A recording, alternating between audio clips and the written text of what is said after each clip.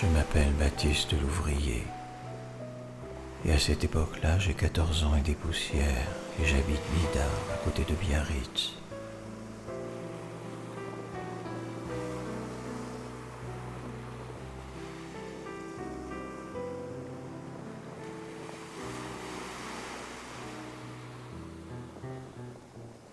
À cette époque-là, j'ai un ami, un meilleur ami.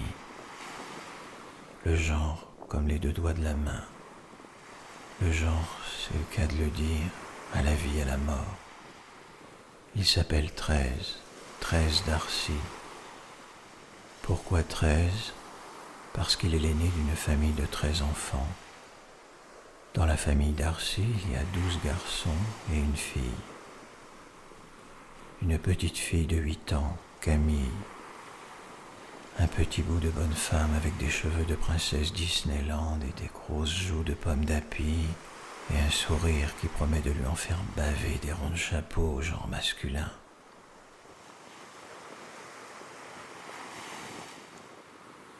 Cette nuit-là de la fin août, début septembre, je me suis réveillé en pleine nuit parce que j'ai entendu quelqu'un, bien sûr, c'est 13, balancer à pleine rafale sur mes volets métalliques des grosses poignées de gravier. Il est dans un état, je ne l'ai jamais vu comme ça. Il est complètement en vrac. Il tremble de partout. La morve-au-nez chiale comme un perdu. Parler, non, c'est au-dessus de ses forces. Il ne peut pas. Pas tout de suite, pas ici. Ni une ni deux, on grimpe sur nos vélos, on pédale côte à côte, ventre à terre, jusqu'à la grande plage de Biarritz.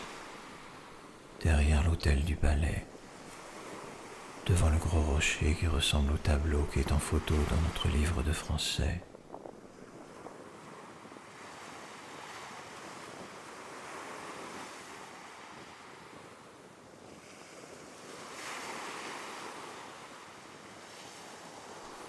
Et puis ça y est, enfin il est prêt, enfin il se lance.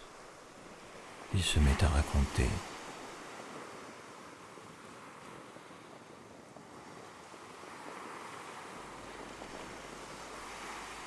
C'était tout à l'heure, tout de suite après le dîner. Je sors de la salle à manger. Camille, elle est déjà en train de jouer dans sa chambre. J'entends mes parents refermer doucement la porte derrière moi. J'entends grincer le verrou. Je monte quelques marches. C'est une habitude. Je m'assois quelques minutes dans l'escalier pour consulter le programme du jour dans le télé 7 jours de maman. Au début, non, je ne fais pas trop attention. Tu me connais. Je ne suis pas trop du genre à écouter aux portes. Mais là, c'est différent. D'abord, pendant le dîner, mes parents n'ont pas desserré les dents. Sur le moment, j'ai cru qu'ils s'étaient engueulés. Ça ne m'a pas inquiété, ça arrive assez souvent. Là, c'est malgré moi que j'écoute. D'abord, j'entends mes parents pleurer, mais ce qui s'appelle pleurer. Mes deux parents, maman et surtout papa. Maman, elle, c'est normal qu'elle pleure tout le temps. C'est une chialeuse professionnelle. Mais papa, non, ce n'est pas le genre.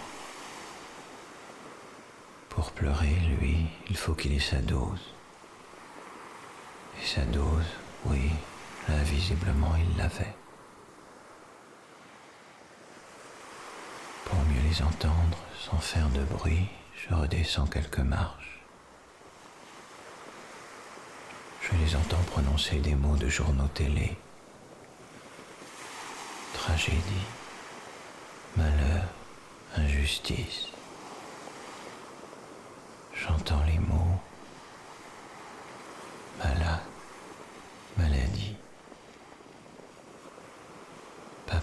corps pète les plombs. Je l'entends crier, nom de Dieu, que son enfant, la chair de sa chair, va mourir bientôt. Que ce n'est plus qu'une question de mois, peut-être de semaines, que l'an prochain il ne sera plus là, que ce n'est pas possible, que ce n'est pas humain de mourir à cet âge-là, d'être malade, qu'il ne s'en remettra pas, jamais, que plus jamais il ne remettra les pieds dans une église. Il n'a pas dit remettra, il a dit plus jamais je ne refoutrai les pieds dans une église. Maman a dit chut, et alors ils se sont mis à parler à voix basse. Ils ont aussi mis un CD de musique classique sur la chaîne IFI. Le dernier mot que j'ai entendu dans la bouche de papa, c'est mon prénom. Et là, ça m'a suffi. J'avais compris. J'avais tout compris. J'avais compris que c'était moi, Jean, leur fils adoré, celui qui était né pour reprendre l'entreprise familiale, qui était malade. Moi qui allais mourir de cette putain de maladie mortelle que je m'étais chopée, je ne sais pas trop où ni comment. Camille et moi la semaine dernière, c'est vrai. À l'hôpital, on nous a fait une prise de sang et des tas d'autres examens médicaux. Mais le toubib nous a tout de suite rassurés. Il nous a raconté que ça ne voulait rien dire de spécial, que c'était juste un contrôle de routine à cause d'une maladie héréditaire bénigne, dont j'ai oublié le nom.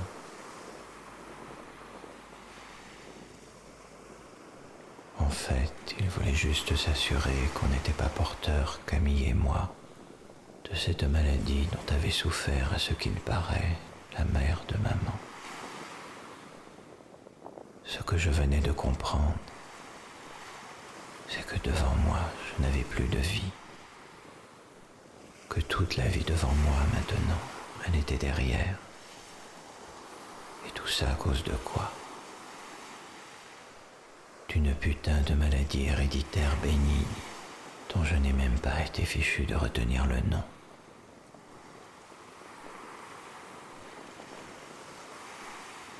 Non, Baptiste, non. Ce n'est pas la peine de le dire. Ce n'est pas la peine de dire. Non, ce n'est pas possible. Non, il faut que tu t'accroches, que tu tiennes le coup. Ça ne peut pas se finir comme ça. Les toubibs, il ne faut pas croire tout ce qu'ils racontent. Si ça se trouve, il s'est planté. Ça peut être que ça. Je ne vois pas ce que ça peut être d'autre. À notre âge, on n'est pas malade. Ça n'existe pas. Ce sont les adultes qui sont malades, qui crèvent de maladies mortelles. Pas nous, pas les enfants. Non, Baptiste, ce n'est pas la peine. Tu peux dire ce que tu veux, ça ne changera rien.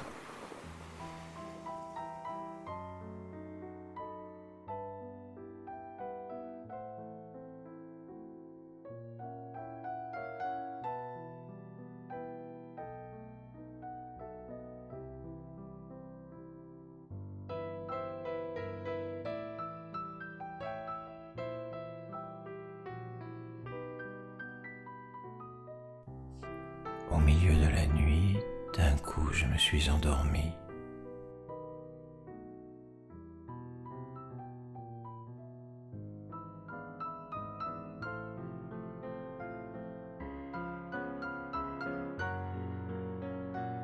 C'est 2 jours plus tard que les sauveteurs ont retrouvé son corps. Il se cognait à l'infini contre les rochers de la Vierge.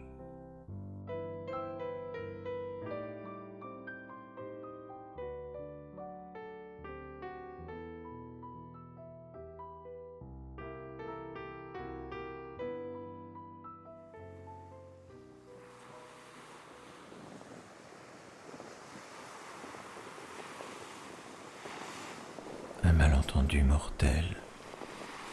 C'est le titre d'un article de journal qui est paru un an plus tard dans notre quotidien régional.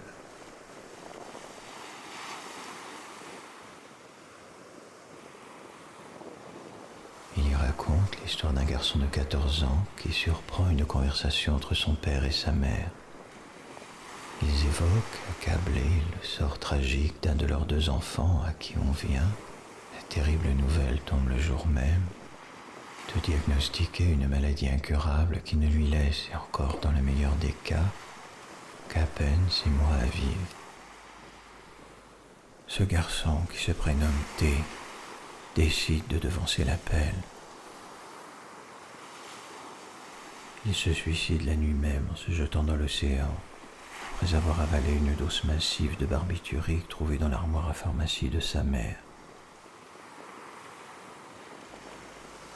Cette histoire, qui est déjà en soi une tragédie, comporte un second acte peut-être plus tragique encore. Jean avait une petite sœur, Camille, de 6 ans, sa cadette.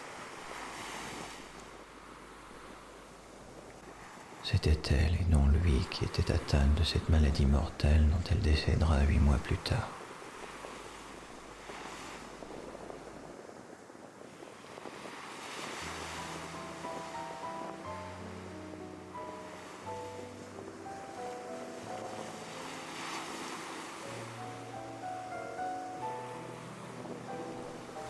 Avant de m'endormir près de lui sur la plage, 13 m'a souri.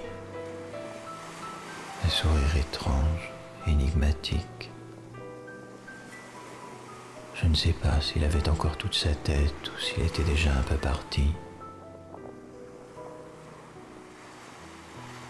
Ce sont les derniers mots audibles qu'il m'ait dit. Le premier qui meurt réveille l'autre.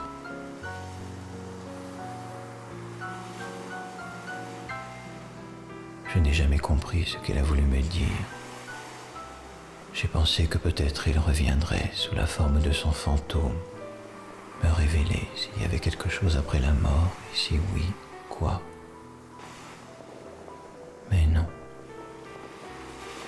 Même en rêve, Jean ne m'est jamais apparu. Je n'ai reçu aucun message de l'au-delà. Le seul fantôme qui me visite régulièrement est celui de ma mauvaise conscience. Et celui-là, je me passerais volontiers de ces piqûres de rappel.